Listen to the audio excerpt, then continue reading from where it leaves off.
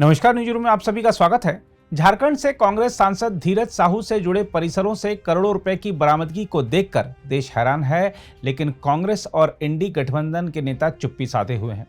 कांग्रेस सांसद धीरज साहू के परिसरों से बरामद नोटों के बंडल जिस तरह अलमारियों में भरे पड़े हैं, टेबलों पर फैले पड़े हैं, नोट गिनने वाली मशीनें हांफती दिख रही हैं और आयकर विभाग के स्टाफ से अतिरिक्त लोग ओवर टाइम करके नोट गिनते दिख रहे हैं, उसके बारे में यह भी कहा जा रहा है कि यह तो कांग्रेस नेताओं के भ्रष्टाचार की एक झलक भर है। बताया जाता है कि रविवार तक यह गिनती 351 करोड़ रुपए को पार कर चुकी थी। यह नकदी कई बैंक ब्रांचों के पास रहने वाली नकदी से ज़्यादा है।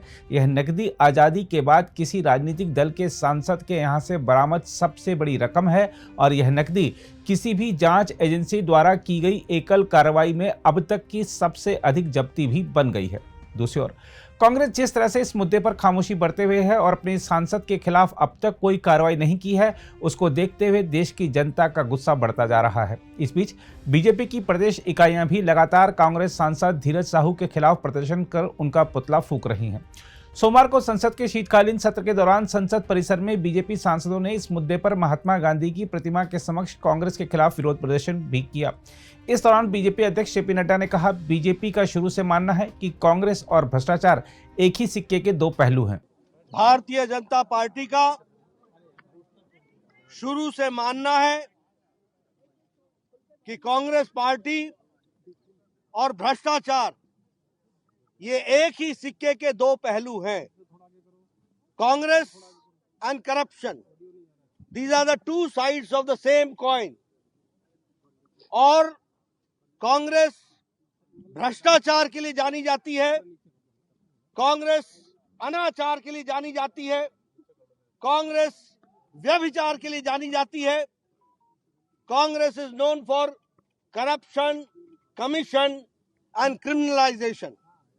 ये कांग्रेस का जिसे कहा जाए रीति नीति है जिस पर वो काम करती है। अभी अभी जो झारखंड के कांग्रेस के सांसद धीरज साहू के ठिकानों से जिस तरीके से पैसे निकल रहे हैं, नोटों की गड्डियां निकल रही हैं, आप सब लोगों ने तस्वीरों में ये देखा है कि किस तरीके से अलमारियों की अलमारियां विभिन्न स्थानों पर नोटों की गड्डियां, ब्लैक मनी, भ्रष्टाचार का पैसा, गरीबों का पैसा, मेहनतकश लोगों का पैसा जो चूस करके इन कांग्रेसियों ने इकट्ठा किया है, उसका जीता जागता प्रमाण है। और अभी तो गिनती जारी है, अभी तो स्कोर चल रहा है। ये पता नहीं ये काउंटिंग कहां जाकर के रुकेगी। और यह तो ये टिप ऑफ द आइसबर्ग है, यह सिर्फ इनका एक छोटा सा नमूना है। कांग्रेस आकंठ भ्रष्टाचार में डूबी हुई पार्टी है और ये बार बार आईटी, ईडी एजेंसीज इन पर आरोप लगाते रहे हैं। आज भारतीय जनता पार्टी, कांग्रेस पार्टी और स्पष्ट रूप में राहुल गांधी से पूछना चाहती है कि धीरज साहू के ठिकानों से निकला हुआ काला धन, उस पर उनको क्या कहना है।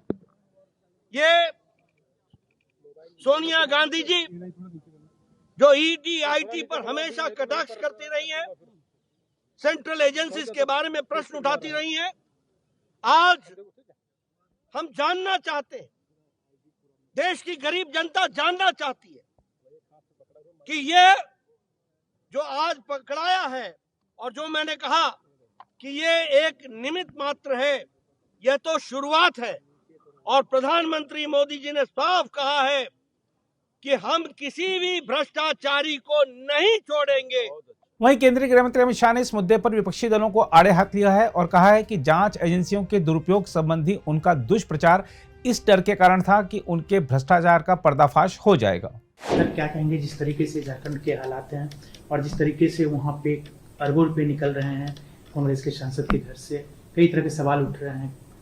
देखिए, मुझे तो बड़ा आश्चर्य है, आज़ादी के बाद किसी भी दल के सांसद के घर से इतनी बड़ी मात्रा में कैश नहीं पकड़ी गई होगी। सैकड़ों करोड़ों रुपए का कैश सांसद के घर से मिलता है और पूरा इंडी अलायंस मौन है इस करप्शन पर। मैं तो पूछना चाहूंगा इनके साथियों को, कांग्रेस का मौन तो हमें समझ में आता है क्योंकि इनकी फितरत ही भ्रष्टाचार की है, परंतु चाहे तृणमूल कांग्रेस हो, चाहे जेडीयू हो, चाहे आरजेडी हो, ये सारे दल डीएमके सहित चुप बैठे हैं। सपा भी चुप बैठी है, कोई रिएक्शन नहीं। अब मुझे समझ में आ रहा है कि मोदी जी के खिलाफ ये जो एक प्रचार अभियान चला कि एजेंसियों का दुरुपयोग हुआ है, वो क्यों चलाया गया? क्योंकि इनके जहन में एक डर था कि हमारे करप्शन के सारे कच्चे चिट्ठे खुल जाएंगे। और मैं मानता हूं कि ये उचित ही हुआ है। जिस प्रकार से इतनी विपुल मात्रा में भ्रष्टाचार झारखंड जैसे गरीब राज्य में हो रहा है, वो आंख खोलने वाला है। और ये जो राजनीतिक प्रोपेगेंडा करते हैं एजेंसियों के दुरुपयोग का, उनको ये अपने आप ही उनके ही कृत्य से जवाब मिल गया है। इतना भारी करप्शन करने के बाद भी अगर कोई एजेंसी काम न करे तो एजेंसी की क्षमता पर सवाल उठते हैं। और मैं मानता हूं कि राहुल गांधी से लेकर इंडी अलायंस के सभी लोगों ने इसका जवाब देना चाहिए। भारतीय जनता पार्टी ये मसले को बहुत नीचे तक, इस देश के जन जन तक ले जाएगी और जागरूकता लाने का प्रयास करेगी। हमारी लड़ाई 2014 से भ्रष्टाचार के खिलाफ है।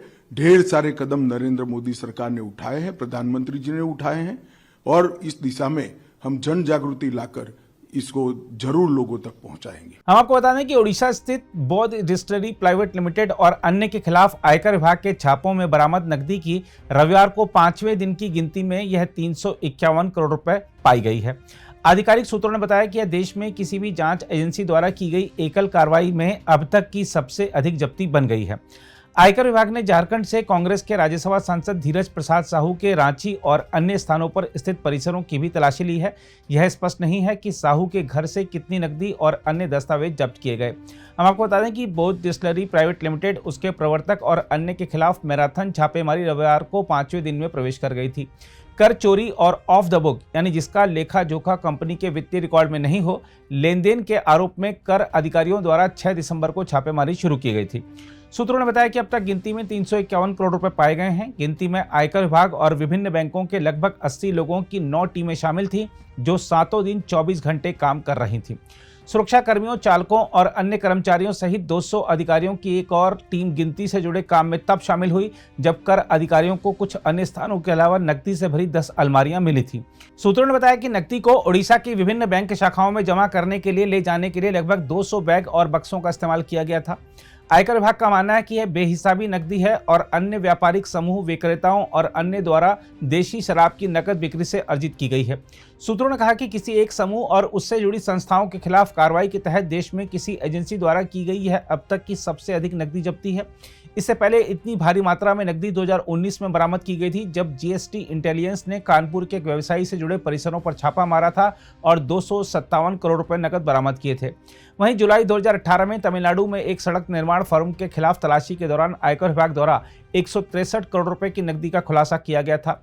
विभाग उन अधिकारियों और अन्य कर्मचारियों के बयान भी दर्ज कर रहा है जो छापों वाले स्थान पर मौजूद थे। साथ ही विभाग कंपनी के मुख्य प्रवर्तक को अपने बयान दर्ज कराने के लिए भी समन जारी करेगा। कंपनी और सांसद ने उनके खिलाफ की जा रही कार्रवाई के संबंध में अब तक सवालों का जवाब नहीं दिया है। अगर आप भी लेना चाहते हैं देश दुनिया की तमाम जानकारी तो आज ही सब्सक्राइब करें हमारे चैनल को। साथ ही नीचे दिए बेल आइकन को जरूर दबाएं ताकि हर अपडेट आप तक पहुंच सके।